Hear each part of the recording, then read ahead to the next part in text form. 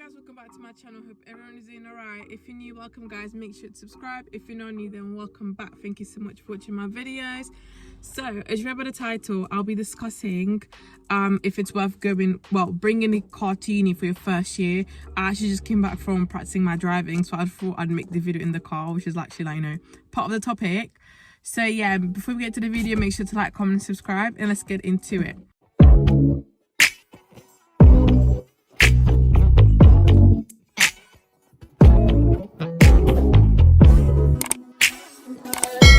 Alright, so I'll be talking about some advantages and disadvantages about bringing a car to uni. If you already have one, then that's completely fine. Obviously, if you're a bit unsure whether to bring it to uni, then obviously carry on watching this video. But if you already have one, 100%, know what you're doing, then that's perfectly fine too. However, I'll be basing it more on those who don't have a car but planning to buy a car for uni. So in my situation, basically. When I was in year one, back to when I was going into uni, or when I turned 18, what I was thinking about was bringing a car to uni. But lockdown, the very first lockdown, literally hit a few days after my 18th birthday. So I never really got to deal with my theory or my driving back then. Obviously, I'm doing it now. But back then, it was literally a stress time. And I was like, how am I going to go to uni? How am I going to live without a car? I was always stressing my mum out. My mum was like, don't worry, you need one, whatever. I'll go into uni. Obviously, I'll go to Northampton. And then I realised I actually don't need a car. I can literally walk everywhere. However, if you are on placement just like me, I do advise you to bring a car to uni, just because you're going to spend too much money on taxi and too much money on public transport, like buses, etc. When I was doing placement, I came home actually to do my placement. I didn't want to do my placement in Northampton, and I spent about £60 on taxi to go to the school and come back. School does help me, but they paid about 30 or maybe 20, maybe even less, to be honest. And I literally had to pay £60 for it. And it really hurt me, because it's I'm supposed to be, this is supposed to be placement. Unis are meant to help us in terms of finances and etc. So why do I have to pay to go to my placement? It just makes no sense. But then again, I had to. So yeah, I did pay my £60 for my taxi to go and come back. So that really hurt. But yeah, so anyway, so if you're on placement, I do advise you to bring your car, because then you don't have to, worry about this. Obviously, for my second year, I am planning, hopefully, to buy a car and then, go to placement with the car, because I can't deal with buses. Obviously, I don't really know my bus way, my bus journey ways yet through Northampton, because I've never taken a bus in Northampton. It's always been walking or taxi, because it's just a small town. So do you think about also the town, do you think about how the parking obviously is going to cost you, and where can you park your car, where you can park your car, and how much it's going to be, etc, etc. Don't just think about, oh yeah, I want to be the cool one with a car. Don't think like that, because once people can actually use you if you have a car. I've noticed so many people in uni that people use them for cars. If you have a car and you're going to make a lot of friends, make sure you always charge them. For example, imagine you go to, I don't know, Nottingham Trent University, and you want to go up to Leeds.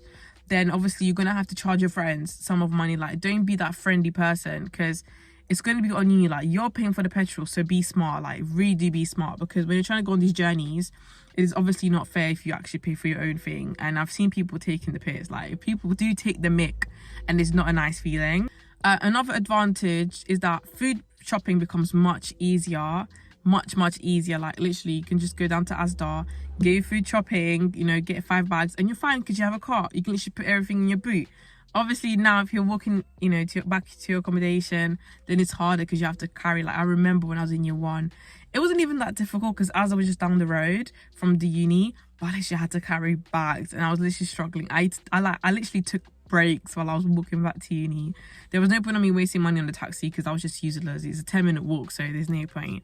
But that was very hard. So that's another advantage. Food shopping does become easier. Another advantage as well to bring your car is that you get to know new places. So like I said, for example, if you go to Nottingham Trent and you want to go up to Leeds, or if you go to London University and you want to go to, I don't know, Brighton, something like that, it is easier obviously to get a car, because train can be quite expensive. Even though we get our rail cards student discount thing, it still gets quite expensive. And obviously not saying that, you know, having a car is cheap, because obviously it's not. You do have to pay for insurance, petrol, etc., and that kind of adds up. So, you know, but that's another advantage.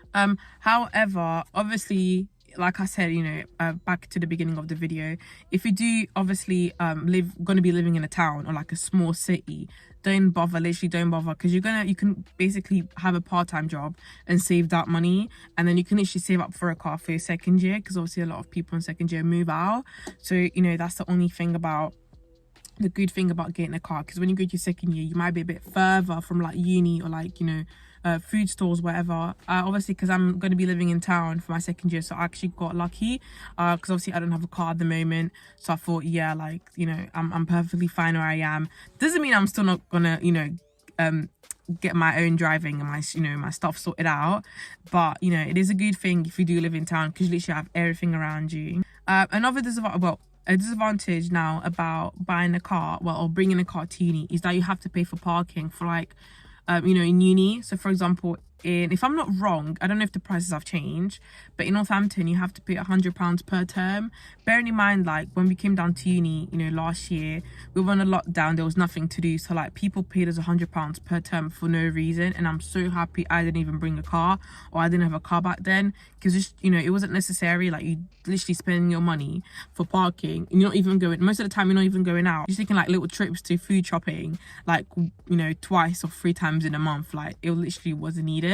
So do actually, again, think about that. Think about how much your term money or parking is going to be in your uni or wherever you're going to park your car, and then compare that to how much you actually can save by walking into uni.